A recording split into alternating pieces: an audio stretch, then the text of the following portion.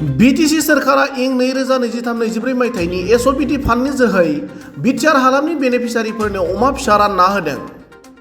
बेबादिनो 27 जुन बृहस्पतिबार खालि चिरां जिल्लानि बिजनियाव सा 25 बेनिफिसियारिफोरनो मानैयै अमा फिसा राननानै होयो।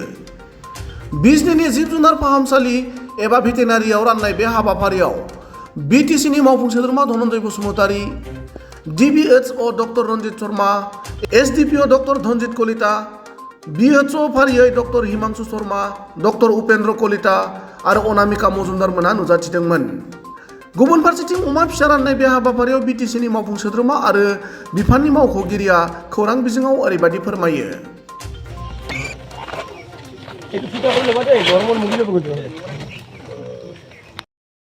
আজি আমাৰ বিটিচিৰ SoPD ফাণ্ডৰ পৰা আমাৰ বিভাগীয় EM ভেটেনাৰী ডিপাৰ্টমেণ্টত আজি আমাৰ বিজনেছ সাব ডিভিজনত মানে 25 জন বেনিফিচিয়াৰীক দুটাকৈ মেল ফেমেল গাহৰি ডিষ্ট্ৰিবিউশ্যন কৰা হৈছে।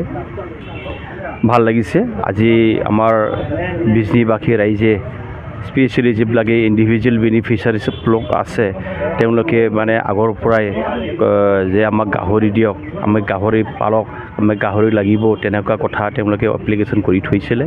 সেই মৰ্মে আমাৰ বিটিআৰ চৰকাৰ সন্মানীয় প্ৰমোদ বড়ো ডাঙৰীয়া নেতৃত্বত যি চৰকাৰ, এই চৰকাৰখনে সকলো মানে পিক বেনিফিচিয়াৰী ব্যক্তিসকলক আজি মানে তেখেতৰ নেতৃত্বত যিটো আমাৰ দুটাকৈ মেল ফেমেল গাহৰি দিবলৈ সক্ষম হৈছে।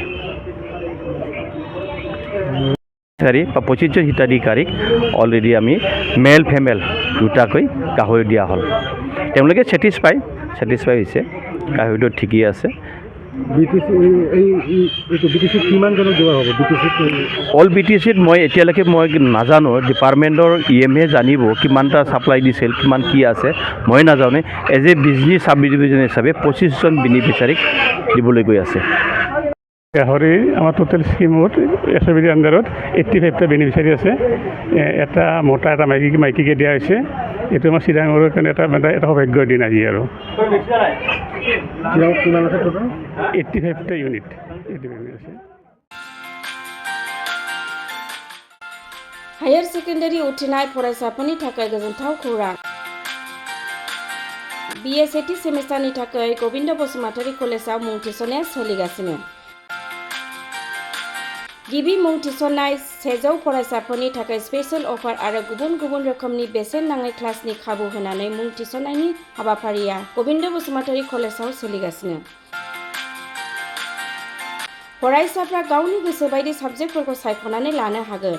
लोगोसे basic computer class, self defence, spoken English class बायदि खाबुफोरखौ फरायसाफ्रा बेसेन नाङाजासे लानो हागोन। बे कलेजाव गासैबो फरायसाफोरनि थाखाय फ्रि बासनि सार्भिसनि राहा आरो बिजाब बाख्रिनिबो राहा दं।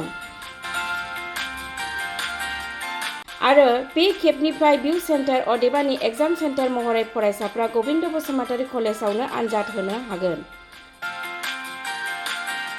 गोविन्द बसुमतारी कलेजाव एसेल' बेसेनावनो मुं थिसननानै कलेजनि राहानि खाबुफोरखौ लानो हागोन। रोखायै मिथिनो थाखाय फारियै होनाय जानबुं नाम्बाराव कन्टेक्ट खालामनो हागोन।